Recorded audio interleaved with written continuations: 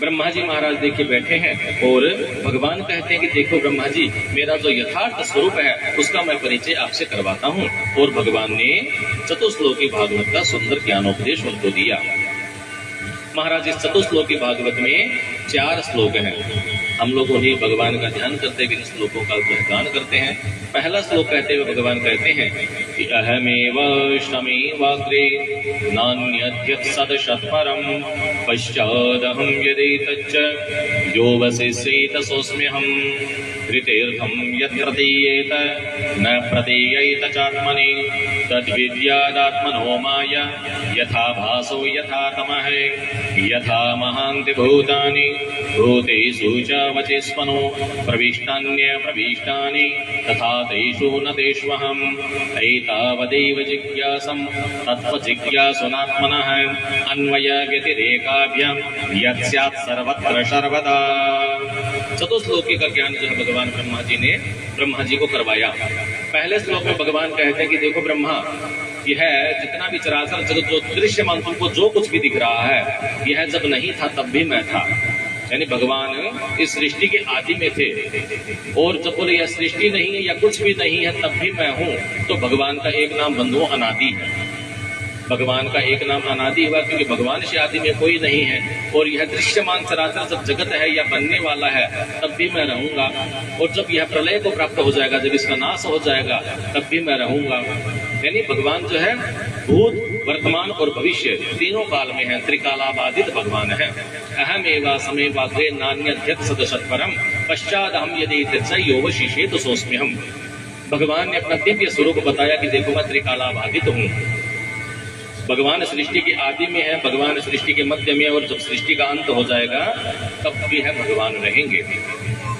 तो भगवान से आदि कोई नहीं है, तो भगवान का एक नाम है अनादि, और भगवान का कभी अंत नहीं है, तो भगवान का एक नाम है अनंत। जो हम लोग भाद्रपद शुक्ल पक्ष चतुर्दशी को मनाते हैं ना, अनंत चतुर्दशी, वह भगवान नारायण का ही नाम है। तो एक अनादि एक अनंत। और देखिए भगवान बताए कि देखो नारद, मैं जो है ब्रह्मा, मैं त्रिकालाबाधित हूँ। भगवान तीनों काल से जो है परे हैं। हमारे यहाँ भौतिक जीवन में, सांसारिक जीवन में हम लोग देखते हैं कि कोई मंत्री बनता है, वह जब दूसरा कोई बन जाता है बोलते हैं ना भूतपूर्व मुख्यमंत्री, भूतपूर्व प्रधानमंत्री। लेकिन भगवान के बारे में ऐसा थोड़ी कहते हैं भूतपूर्व विष्णु या भूतपूर्व शंकर, क्योंकि भगवान त्रिकालाबाधित है। भगवान की दिव्य कथा देखिए ऐसी है, त्रिकालाबाधित भगवान कैसे हैं। कल भी हमने शायद कथा में बताया था कि जब भगवान की यह भागवत जी की दिव्य शोभा यात्रा निकलती है महाराज, तो मंदिर से आरंभ होती है। मंदिर में जब आरंभ हुई तो वह वर्तमान है, और बीच में जो उनका भगवान की शोभा यात्रा का इंतजार कर रहे हैं उनके लिए वह आने वाला समय है। लेकिन वह जब शोभा यात्रा निकली तो मंदिर में जो पुजारी जी है वो तो यही कहेंगे कि भगवान की शोभा यात्रा निकल गई। दैट मीन्स कि वहां जो है भूतकाल हो गया। और बीच रास्ते में आ रहे हैं तो अगल बगल अपने पड़ोसी हैं, उनके घर वहां पर हैं या दुकान है, तो उनके यहाँ से आगे से निकल रहे हैं, तो वह कथा शोभा यात्रा वर्तमान है। और पंडाल में या घर में कोई इंतजार कर रहा है तो बोले शोभा यात्रा आ रही है या आएगी, तो उनके लिए वो भविष्य हो गया कि आएगा। लेकिन जो उस शोभा यात्रा में भगवान की यह दिव्य भागवत महापुराण को सर पे पधार के महाराज चल रहे हैं, वो क्या कहेगा? वो तो ये नहीं कहेगा ना कि कथा चल गई कि चल रही है कि चलेगी। वो तो यही कहेगा भगवान की पोथी लेकर हम लोग जो है शोभा यात्रा में चल रहे हैं। वह त्रिकालाबाधित हो गया, क्योंकि न उसके लिए अतीत है, न वर्तमान है, न भविष्य है, वह तीनों काल में जो है चलने वाला है। तो भगवान की यह दिव्य कथा है कि भगवान त्रिकालाबाधित है। यह स्वरूप जो है भगवान ने प्रथम श्लोक में अपने विषय में बताया। अब दूसरे श्लोक में देखिए भगवान जो है माया विशिष्ट के बारे में बताते हैं कि देखो यह संसार जब बनेगा ना तो मेरी माया कैसी है, इस माया को भी तुम भली भांति समझो। दूसरे श्लोक में भगवान कहते हैं कि ऋतेर्थम यत् प्रतीयेत न प्रतीयेत चात्मनि तद्विद्यादात्मनो माया यथा भासो यथा तमः। हे ब्रह्मा, मेरी माया का प्रभाव ऐसा होगा कि जो कुछ तुमको सत्य होता है वह असत्य प्रतीत होगा, और जो असत्य है वह सत्य प्रतीत होता है। शंकराचार्य जैसे परम ज्ञानी तो इस बात को कहते हैं कि ब्रह्म सत्यम जगत मिथ्या, जीवो ब्रह्म ही बना पर है। यह ब्रह्म ही जो है वह सत्य है, और यह जगत जो है महाराज मिथ्या है। अब कथा सुनने वाले जो है आधुनिक बच्चे जो वो इसमें तर्क करते हैं कि ऐसे कैसे हो सकता है, ब्रह्म सत्य और जगत मिथ्या कैसे है? सब कुछ तो हमको दिख रहा है। मिथ्या का एक मतलब झूठ होता है ना, तो साधारण भाषा में कहते हैं कि जगत जो है झूठ है, मिथ्या है। अब ब्रह्म अगर सत्य है और जगत यह मिथ्या है, तो वह ब्रह्म दिखता क्यों नहीं है? और जो मिथ्या है वह सब कुछ तो दिख रहा है। तो महाराज ऐसी एक कथा है कि एक बार जो है कोई संत जो है, देखिए आधुनिक समय में बहुत तरह की व्यवस्थाएं हैं, पहले उतनी व्यवस्थाएं नहीं थी। तो एक जो है पीपल के वृक्ष के नीचे बैठकर जो है महाराज कथा सुना रहे थे और सब गांव वाले जो है कथा सुन रहे थे, यही प्रसंग चल रहा था। उधर से महाराज एक दौड़ता दौड़ता जो है सांड आता है। सांड को देखकर जो है सभी जो है श्रोतागण भी भाग जाते हैं। उधर से महाराज जो है वो भी अपना आसन कमंडल उठा के भाग जाते हैं उसमें अपनी कुटिया में। सांड जब वापस आता है, चला जाता है, तब सब कोई वापस आकर बैठते हैं और देखते हैं कि संत महाराज कहाँ गए। तब किसी की नजर पड़ी तो महाराज तो कुटिया में छुप रखे हैं। तब कहा कि महाराज आप तो अभी समझा रहे थे कि ब्रह्म सत्य है, यह जगत मिथ्या है। अगर जगत मिथ्या होता तो वह सांड अगर मिथ्या होता तो सब उसको देखकर भागे क्यों? तब कहा कि देखो ये सब तो मिथ्या की बात है, सांड कहाँ था? बोले सांड नहीं था तो हम लोग भागे क्यों? बोले वो मिथ्या है। बोले फिर आप क्यों भागे? बोले जिस प्रकार वह सांड मिथ्या उस प्रकार हम भी भागे, ये बात भी मिथ्या है। तो ये तो बातें होगी तर्क वितर्क की, लेकिन हकीकत बात बंधुओं यह है कि मिथ्या शब्द किसको कहते हैं? केवल वो भाव से समझा दे कि सब कुछ मिथ्या है, ऐसी बात जो है थोड़ी कम समझ में आती है। मिथ्या का मतलब होता है बंधुओं केवल झूठ भी मिथ्या को नहीं कहते हैं। मिथ्या का मतलब होता है जो परिवर्तनशील है, जो सदैव एक जैसा रहने वाला नहीं है, जिसका एक दिन अंत निश्चित है। इन सब बातों को महाराज मिथ्या बताया गया है। यह चराचर जगत देखिए मिथ्या कैसे है। आज से 100 वर्ष पूर्व इस जमीन पर कुछ और था, वर्तमान में कुछ और है और आने वाले 100 वर्षों के बाद कुछ और होगा। तो जो परिवर्तनशील चीज है उसको मिथ्या बताया गया है। और वह ब्रह्म जो है, वह परब्रह्म आदि नारायण भगवान, वह तो स्थित है, स्थिर है, तो वो मिथ्या नहीं है। इसीलिए ब्रह्म जो है स्थिर है और बाकी यह जगत चराचर जगत जो महाराज यह मिथ्या बताया गया है। अब देखिए ब्रह्म सत्य है, बाकी सब मिथ्या कहा गया, तो इसका उल्टा हम लोग एक बात समझते हैं, जो उस सत्य में हमारा अनुराग नहीं होने देती है ना, उसी को महाराज माया कहते हैं। माया का एक मतलब क्या होता है? माँ मतलब मत, माँ मन मत, और या मतलब जाओ। इस संसार के चक्र में महाराज मत पड़ने जाओ, नहीं तो फंसोगे। यही भगवान की माया है और माया के बारे में ही भगवान बता रहे हैं। देखिए बंधुओं, माया जो होती है ना, उसका परमात्मा है, इसीलिए माया का अस्तित्व है। माया का अपना एकल अस्तित्व नहीं है, वह परमात्मा है, इसीलिए उस माया का अस्तित्व बताया गया है। अब इस बात को तनिक हम लोग थोड़ा व्यवहारिक दृष्टिकोण से समझते हैं। अब माया का अस्तित्व परमात्मा से है, यह बात सिद्ध कैसे हो? हम लोग के घरों की छाया पड़ती है ना, या हम लोग धूप में खड़े हैं तो छाया पड़ती है। बंधुओं, वह छाया जो है ना, वही माया का स्वरूप है। और वह छाया बनती माया कैसे है? प्रकाश से और पदार्थ से। यानी भगवान सूर्य का जब प्रकाश पड़ता है तो पदार्थ मतलब चाहे हम खड़े हैं चाहे घर खड़ा है, तो उसी की न छाया बन रही है। तो वह छाया जो है महाराज, वह माया रूप है, और जो प्रकाश है वही भगवान का परमात्मा का स्वरूप है, और जो पदार्थ है वह अज्ञानता का स्वरूप है। जीव पर जब है प्रकाश रूपी परमात्मा का जब प्रकाश पड़ता है ना, तो उसको अपनी अज्ञानता के कारण जो है माया का बोध होता है, जैसे छाया का बोध होता है। अब भगवान अगर प्रकाश हट जाए तो यह बिल्डिंग खड़ी है चाहे हम लोग खड़े हैं, हमारे छाया थोड़ी बनती है, नहीं बन पाती है। तो यही भगवान की माया है। अज्ञान रूप से जो है, जो हमारे मन में प्रकट होती है वही माया है और वही छाया है।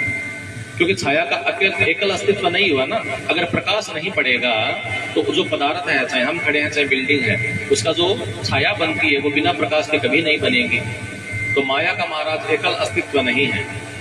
अब दूसरी बात एक और हम लोग समझते हैं, माया, भगवान की माया है क्या? कि जो कहा ना कि ब्रह्म सत्यम जगत मिथ्या, इस जगत को जो है मिथ्या बताया, ब्रह्म को सत्य बताया, लेकिन जो सत्य है वह हमें असत्य प्रतीत होता है और जो असत्य वह हमें सत्य प्रतीत होता है। हम लोग आजकल देखिए महाराज, सब कोई जो है फिल्म देखने के लिए जाते हैं सिनेमा घर में। तो सिनेमा घर में जब घुसते हैं तो सर्वप्रथम हम लोग क्या दिखाई देता है? एक व्हाइट सफेद पर्दा। वह पर्दा ही है ना केवल, फिर सबसे पीछे में देखते हैं कि एक जो है प्रोजेक्टर लगा रहता है। एक प्रोजेक्टर के ऊपर जो है एक प्रकाश रूपी मशीन जो होती है जिससे प्रकाश पड़ता है। तो महाराज देखिए वो पर्दा जो है ना वही भगवान की माया है, और जो प्रोजेक्टर है वो अज्ञान है, और जो प्रकाश पड़ता है ना वह परमात्मा है। अब भगवान का जब प्रकाश पड़ता है उस अज्ञान पर, तो वह अज्ञान हमें क्या दिखाता है? प्रकाश जब पड़ता है प्रोजेक्टर पर तो वह माया के रूप में हमको क्या दिखाता है? फिल्म जब शुरू होती है तो उसमें अनेक तरह के चित्र दिखते हैं। कभी पर्वत दिख रहे हैं, कभी नदियां दिख रही है, कहीं आग लग रही है, कहीं कोई नाच रहा है, कहीं कोई दुखी हो रहा है, कहीं कोई उत्सव मना रहा है। तब उस पर्दे में जब हमें आग लगती हुई दिखाई देती है, या फिर उसमें जल का झरना या नदियां दिखाई देती है, तो क्या वह पर्दा भीग थोड़ी जाता है? जब उसमें आग जलती दिखती है तो वह पर्दा जल थोड़ी जाता है? नहीं जलता है ना। भगवान की यही माया है। प्रकाश रूपी जब उस लाइट का प्रकाश अज्ञान रूपी प्रोजेक्टर पर पड़ता है ना महाराज, तो वह माया विशिष्ट होकर हमें माया दिखाने लग जाता है। लेकिन वह तो असत्य ही है ना। सत्यता उसमें कहाँ है? अगर सत्य होता तो वह पर्दा उसमें जल जाता। अगर नदियां हम देख रहे हैं तो वह पर्दा भीग जाता। अनेक प्रकार के उसमें चित्र विचित्र हम लोग देखते हैं, लेकिन वह सत्य नहीं होता है ना। तो उसी प्रकार वह माया रूपी पर्दे पर जो है प्रोजेक्टर रूपी अज्ञान का जब भगवान प्रकाश डालते हैं ना अपनी माया से, तो जीव जो है उसमें आसक्त हो जाता है। तो जो असत्य है उसको सत्य प्रतीत होने लगता है, और जो असत्य है वह असत्य प्रतीत होता है, और जो सत्य है वह असत्य प्रतीत होता है। अब भले पर्दा है, चाहे भले ही प्रोजेक्टर है, लेकिन जब तक वह परमात्मा का प्रकाश जीवन पर नहीं पड़ता है तो महाराज माया जो है कुछ नहीं कर पाती है। कितना ही प्रोजेक्टर बढ़िया है, चाहे कितना ही जो पर्दा बहुत बढ़िया है, लेकिन जब तक प्रकाश नहीं पड़ेगा ना उसमें पिक्चर कुछ दिखेगी नहीं। तो यही भगवान की माया है। इस संसार में भगवान अपनी माया को ऐसे ही बंधुओं चलाते हैं। तीसरे श्लोक में बंधुओं देखिए संबंध के विषय में बताया कि यथा महान्ति भूतानि भूतेषु च वचेष्वनु प्रविष्टान्य प्रविष्टानि तथा तेषु न तेष्वहम्। कि भगवान का और इस जगत का जो है संबंध क्या है? इस चराचर जगत को बनाने वाले भगवान हैं और बनने वाले भी भगवान हैं। ये दो बात कल हमने की थी ना कि चराचर जगत को, इस संसार को बनाने वाले भगवान हैं, मतलब संसार में भगवान है और भगवान में ही संसार है। अब अगर इसको महाराज उल्टा कर दे कि संसार में भगवान नहीं और भगवान में संसार नहीं, दोनों एक दूसरे की विपरीत बातें हैं। अब ये कभी संभव हो सकता है क्या कि भाई परमात्मा में संसार है, संसार में परमात्मा है, और परमात्मा में संसार नहीं और संसार में परमात्मा नहीं? दोनों एक दूसरे की उल्टी बात हो गई। अब इसको भी तनिक समझा जाए। देखिए सब बातों को जो है ना आधुनिक उदाहरणों से हम लोग समझते हैं ना तो ज्यादा बढ़िया से समझ में आता है। हम लोग पूरी जाते हैं जगन्नाथ जी के दर्शन करने। दर्शन करने के बाद हम लोग महाराज सब कोई जो है स्नान करने के लिए कहाँ जाते हैं? समुद्र में।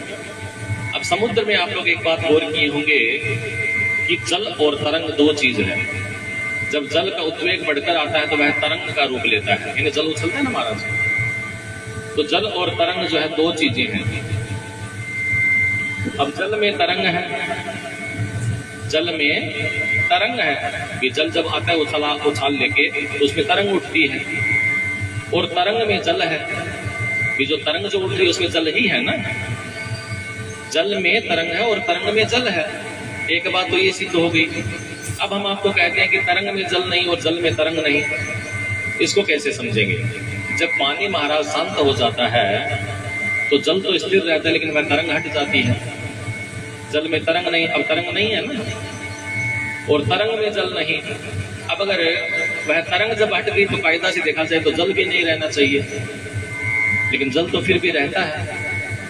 समझ रहे हैं बात को? कि जल में तरंग है, जल जब उठता है तो तरंग उठी, और तरंग में जब जल है, जब तरंग उठती है तो उसमें जल ही होता है ना। एक बात तो ये सिद्ध हो गई। अब दूसरी बात कहते हैं कि जल में तरंग नहीं, तरंग में जल नहीं। जब पानी शांत रहता है तो उसमें तरंग थोड़ी रहती है, नहीं रहती है। और जल में तरंग नहीं, तरंग में जल नहीं। अब अगर तरंग जब मान लीजिए समाप्त हो गई तो जल भी नहीं रहना चाहिए। उस तरंग में तो नहीं है, लेकिन जल तो फिर भी है ही। यही भगवान का जो है संबंध के विषय में बताया गया है कि हम लोग जब जिस प्रकार से भगवान को भजते हैं ना, अब इसको एक स्वर्ण छोटा सा एक उदाहरण और समझ लेते हैं। हम हमारे अंगूठी पहन रखे हैं, ये सोने की है ना, सोने का टुकड़ा अपने पास है, मन में इच्छा हुई कि इसकी अंगूठी बना ले, चाहे कुछ भी हार बना ले, सुनार के पास गए तो महाराज एक सुंदर सा जो है ब्रासलेट बनवा लिया, में डालेगा स्वर्ण का सुनार, वह जो है अंगीठी तो समाप्त हो गई, लेकिन सोना फिर भी है। तो अगर सोना है, अगर अंगीठी समाप्त हो गई तो सोना भी समाप्त हो जाना चाहिए, लेकिन सोना फिर भी है और उस सोने में अंगीठी नहीं है। तो यह जो बात समझने की है। और चौथे श्लोक में महाराज बताते हैं, एतावदेव जिज्ञासं तत्व जिज्ञासुनात्मनः अन्वय व्यतिरेकाभ्याम यत् स्यात् सर्वत्र सर्वदा। देखिए कल जो है प्रथम मंगलाचरण में जो शब्द आए थे ना, जन्मादेश यतोन्मयाद करता है अन्वय और व्यतिरेक, इस विषय में भी जो यहाँ पर भी जो भगवान अन्वय और व्यतिरेक के विषय में बताते हैं। दो बातें होती है, कार्य और कारण। बिना कारण के जो है कभी भी कोई कार्य नहीं होता है, और महाराज जब कोई भी कार्य होता है तो उसका कारण अवश्य होता है। जो पानी का घड़ा होता है, घट, उसका निर्माण जो है दो बातों से संपन्न होता है, एक मिट्टी और एक कुम्हार जो उसको बनाने वाला है। तो कुम्हार जो है वह निमित्त कारण होता है और मिट्टी उपादान कारण होती है। भगवान ही बनते हैं, यह बात संभव कहता है कि मकड़ी जैसे अपना जाल बनाती है अपने लार से, उसी प्रकार जो है भगवान ही अपने स्वरूप को बनाते हैं और भगवान ही बनते हैं। मकड़ी उस जाल को जो अपने लार से बनाती है और अपने लार को समय आने पर समेट भी लेती है। उसी प्रकार भगवान जो है चराचर जगत को बनाते हैं और भगवान ही अपने आप में समेट लेते हैं। देखिए जब वह घट घड़ा फोड़ते हैं ना, यह हमारा शरीर भी घट है, घड़ा जब फोड़ते हैं तो वह पुनः वापिस जो है मिट्टी में ही मिल जाता है। और उसी प्रकार हमारा यह घट जब है पंच महाभूतों से बना है, जब इसका देहावसान शरीर शांत हो जाता है तो जला देते हैं, तो वापिस जो है पंच तत्वों से जो शरीर बना है पंच तत्व में विलीन हो जाता है। तो भगवान की व्यष्टि चेतना से जो यह शरीर चलता है उसको कहते हैं आत्मा, और भगवान की समष्टि चेतना से संपूर्ण यह जगत चराचर जो चलता है उसको कहते हैं परमात्मा। इस प्रकार जो महाराज सुंदर चतुश्लोकी भागवत का ज्ञानोपदेश जो है ब्रह्मा जी को दिया, और ब्रह्मा जी ने सुनकर जो है यह नारद जी को यह कथा सुनाई थी। अब ब्रह्मा जी जो है नारद जी को सदुपदेश देते हैं कि बेटा देखो, यह दिव्य कथा मैंने तुमको सुनाई है, इस कथा को जन जन तक, मानस तक पहुंचे, ऐसा संकल्प करके तुम जो है इस कथा का सभी को श्रवण करवाओ। यथा हरो भगवती नृणाम भक्तिर भविष्यति सर्वात्मन्य किलाधारे इति संकल्प वर्णय। जो अखिल आधार के परमात्मा है, सर्वात्मा है, उनका जो है तुम सम्यक प्रकार से संकल्प करके जो है जन जन तक यह कथा पहुंचे, इसका तुम जो है प्रयास करो।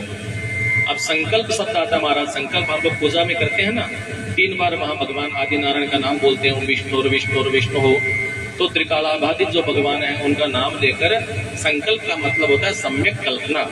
हम लोग जो चीज करने जा रहे हैं उसकी भली भांति हम लोग कल्पना करते हैं कि अमुक अमुक दिन है, ये ऐसी संवत्सर है, ये तिथि है, ये नक्षत्र है, ये वार है, इस गोत्र में उत्पन्न हुआ मैं अमुक अमुक शर्मा वर्मा गुप्तो, हम जो भी अपना अपना नाम है लेते हैं, फिर हम अपनी कामना भगवान के सामने करते हैं। यानी हम जो कुछ भी कर्म करने जा रहे हैं सत्कर्म, उसकी भली भांति जो है सम्यक कल्पना करना ही महाराज संकल्प है। तो जो सर्वात्मा भगवान हरि हैं उनको जो है जन जन तक पहुंचाए, ऐसा जो है भागवत जी का संकल्प लेकर नारद जी महाराज निकलते हैं। और फिर नारद जी की करुणा से जो यह वेदव्यास जी को प्राप्त होता है, और वेदव्यास जी उसी चतुश्लोकी भागवत को विस्तृत रूप करके 18,000 श्लोकों में श्रीमद् भागवत की रचना करते हैं। इसमें 12 स्कंद है और 335 अध्यायों का वर्णन आया है। देखिए सामान्यतः जो ना बंधुओं, कोई भी पुराण होता है उसके 5 लक्षण होते हैं, लेकिन भागवत जी महापुराण है। श्रीमद् भागवतम पुराण तिलकम यद वैष्णवानाम धनम, यह वैष्णवों का परम धन है। और श्रीमद् शब्द यानी सब में जो राजा होता है ना, उसी को हम लोग श्रीमंत कहते हैं ना, तो भागवत जो है सभी पुराणों का राजा है। ऐसे दिव्य श्रीमद् भागवत महापुराण के 10 लक्षण महाराज बताए गए। अत्र सर्गो विसर्गस्य स्थानम मनवंतरेशानु कथा निरोधो मुक्तिराश्रय। सर्ग विसर्ग स्थान पोषण पूर्ति मनवंतर ईशानु कथा निरोध मुक्ति और आश्रय, यह जो है 10 उसके लक्षण बताए गए। अब देखिए भागवत जी में तो 12 स्कंद हैं, फिर 10 लक्षण में जो है वह किस प्रकार होगा। भागवत जी के शुरू के जो आरंभ के स्कंद है ना, प्रथम स्कंद और दूसरा स्कंद। प्रथम स्कंद को महाराज नाम दिया गया अधिकार लीला, और दूसरा स्कंद है साधन लीला। प्रथम स्कंद में 3 प्रकार के महाराज अधिकारी बताए थे ना। अधिकार लीला किसको कहते हैं? 3 प्रकार के अधिकारी बताए, उत्तम, मध्यम और हीन। तो अपने अधिकार के अनुसार ही जो है भगवान हमको अपनी साधना या साधन करने का जो है लीला का जो है मौका देते हैं। तो दूसरे स्कंद में जो है साधन लीला हुई और तदुपरांत जो है भागवत जी के सुंदर जो लक्षण है उन लक्षणों का अलग अलग जो है स्कंदों में उनका विस्तृत वर्णन किया गया। तो भगवान नाम आश्रय लेने से जो है जीव का सभी प्रकार से कल्याण होता है। इस प्रकार ब्रह्मा जी को चतुश्लोकी भागवत का ज्ञान करवाया। नारद जी भली भांति जो है संकल्प करके निकलते हैं कि जन जन तक यह भगवान की दिव्य कथा पहुंचे और नाम संकीर्तन करते हुए भगवान का जो है नारद जी निकलते हैं। राधा रानी का नाम संकीर्तन हम सभी भी यहाँ मिलकर करते हैं।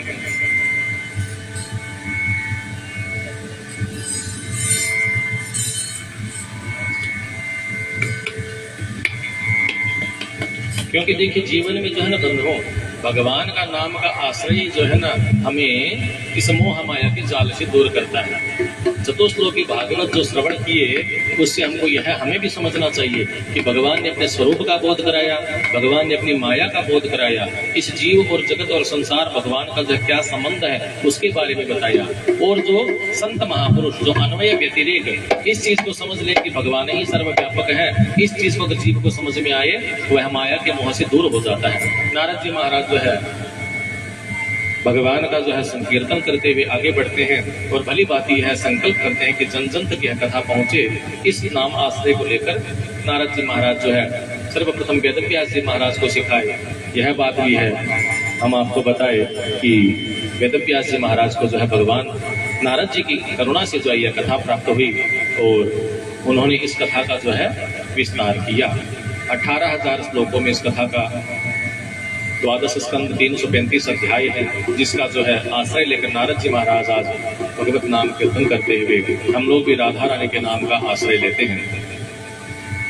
प्रेम से बोलिए राधा रानी की जय। तो बोलो राधे राधे, वो बोलो राधे राधे, वो बोलो राधे राधे राधे राधे राधे की बेड़ा पार हो जाएगा। बोलो राधे राधे राधे राधे राधे की बेड़ा पार हो जाएगा। बोलो राधे राधे राधे राधे राधे की बेड़ा पार हो जाएगा। बोलो राधे राधे कभी आते जाते रज गए योगी, कभी शरण लगाएगा, कभी आते जाते बोलो राधे राधे।